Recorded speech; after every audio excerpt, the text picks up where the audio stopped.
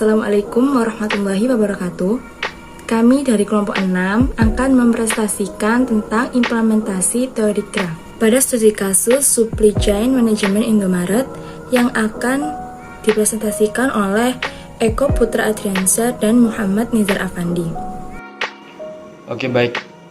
Perkenalkan, nama saya Eko Putra Adriansyah, NIM 12. Saya akan menjelaskan tentang pengertian teori graf. Teori graf dalam matematika dan ilmu komputer adalah cabang kajian yang mempelajari sifat-sifat graf. Ini tidak sama dengan grafika. Graf merupakan sekumpulan objek terstruktur di mana beberapa pasangan objek mempunyai hubungan ataupun keterkaitan tertentu. Secara informasi, suatu graf adalah himpunan benda-benda yang disebut simpul yang terhubung oleh sisi atau busur. Biasanya graf digambarkan sebagai kumpulan titik-titik yang dihubungkan oleh garis-garis atau garis berpanah. Suatu sisi dapat menghubungkan suatu simpul dengan simpul yang sama. Sisi yang demikian dinamakan gelang atau loop. Sebuah struktur graf bisa dikembangkan dengan memberi bobot pada setiap sisi. Graf berbobot dapat digunakan untuk melambangkan banyak konsep berbeda. Sebagai contoh, jika suatu graf melambangkan jaringan jalan, maka bobotnya bisa berarti panjang jalan maupun batas kecepatan tertinggi pada jalan tertentu. Slide selanjutnya adalah mengenai implementasi studi kasus teori graf Indomaret. Contoh soal: bantulah sebuah staf Indomaret untuk mengirimkan stok barang pada sebuah wilayah perkotaan. Bantulah staf Indomaret untuk mengatur lalu lintas barang agar pengiriman stok dan jalur pengiriman agar dapat berjalan dengan lancar dan efektif berdasarkan denah dan tata letaknya. Oke, slide selanjutnya akan diteruskan oleh teman saya. Terima kasih. Dengan NIM 313002215. Di sini saya akan melanjutkan presentasi dari teman saya sebelumnya.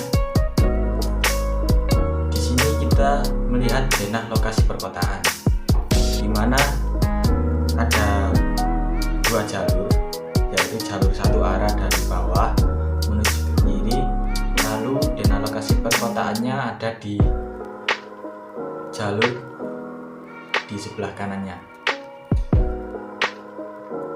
Walaupun terkesan kecil, tapi denah lokasi perkotaan ini memiliki skala yang cukup besar, yaitu 1:300.000 cm, di mana 1 cm-nya itu sama dengan 300 meter.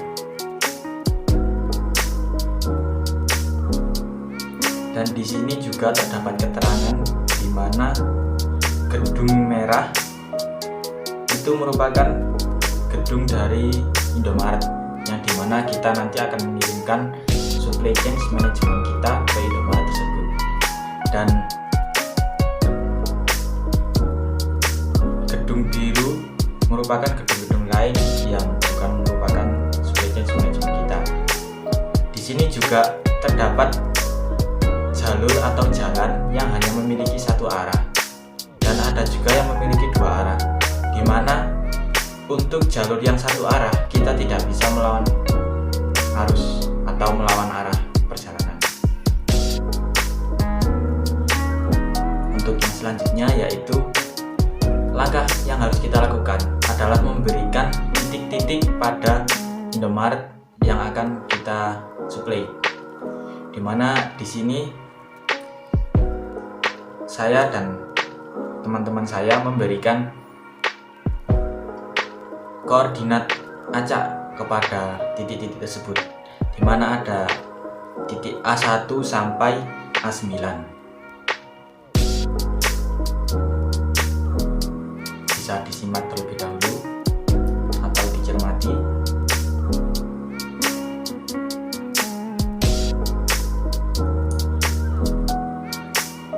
Nah, di sini sudah diketahui, yaitu kita masuk dari arah bawah.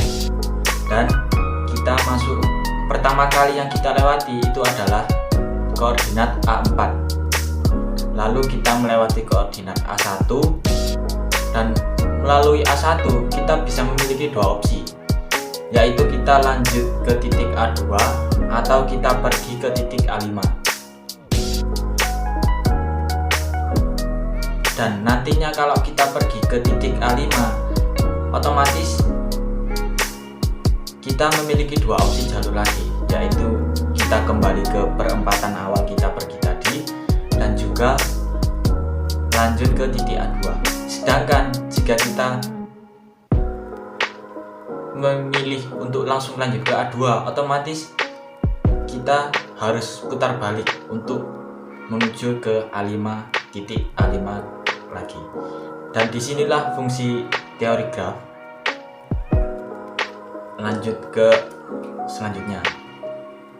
Di sini ibarat kata pihak Indomaret sudah melakukan pengukuran terhadap lokasi-lokasi tersebut, di mana sudah diberikan dalam bentuk tabel. Dalam bentuk tabel ini sudah diukur, di mana satuan per angka satunya itu mewakili 1 km. Jadi semisal titik A1 ke A2 itu memiliki jarak tempuh 2 km, dan A2 ke A3 memiliki jarak tempuh 3 km, begitu dan seterusnya. Dan di sini saya akan menjelaskan secara singkat.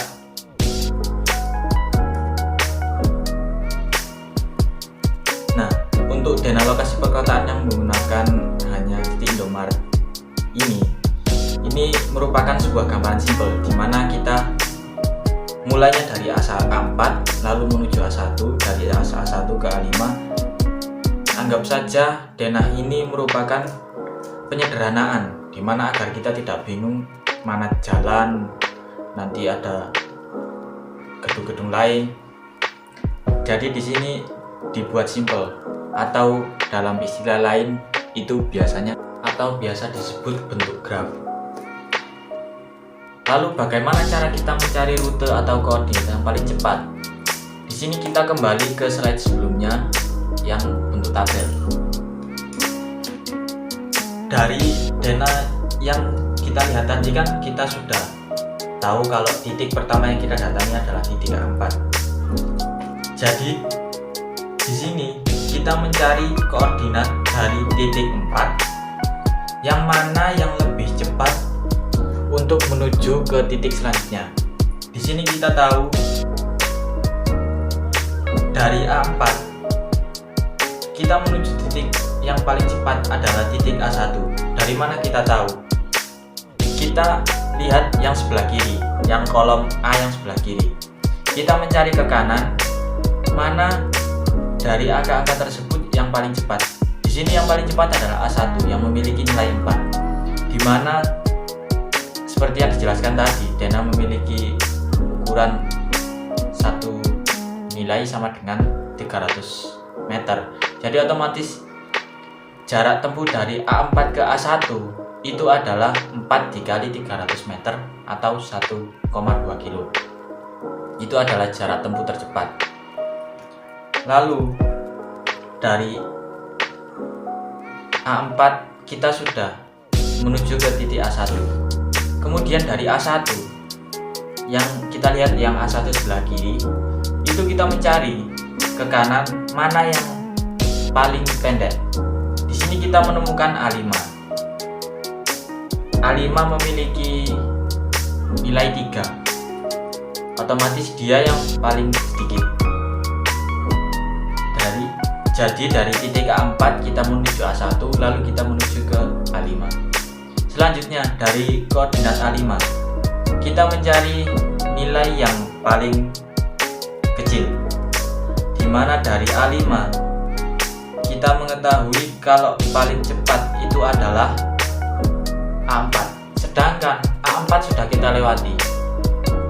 Otomatis kita tidak usah menghitungnya, anggap saja itu sudah kita coret. Dan paling cepat itu menuju ke A2 yang memiliki nilai 4. Lalu dari A5 dari A2 kita mencari nilai yang paling cepat, ada di A6. Otomatis dari A2 kita ke A6. Kemudian dari A6 kita mencari rute yang paling pendek. Dan di sini rute yang paling pendek itu ada dua nilai yang sama, yaitu dari A3 atau ke A7. Jadi otomatis kita di sini menyimpan dua opsi, dari A7 atau A3. Di sini kita akan menghitungnya lebih lanjut. Dari A3 atau A7 kita mencari koordinat yang paling cepat, di mana kita memiliki dua nilai yang sama lagi, yaitu dari A3. Kalau semisal dari A6 kita ke A3, itu paling cepat itu ke A7 yang memiliki nilai 2. Lalu kalau semisal kita dari A6 ke A7, dari A7 kita mencari nilai yang paling cepat yaitu A3, memiliki nilai 2.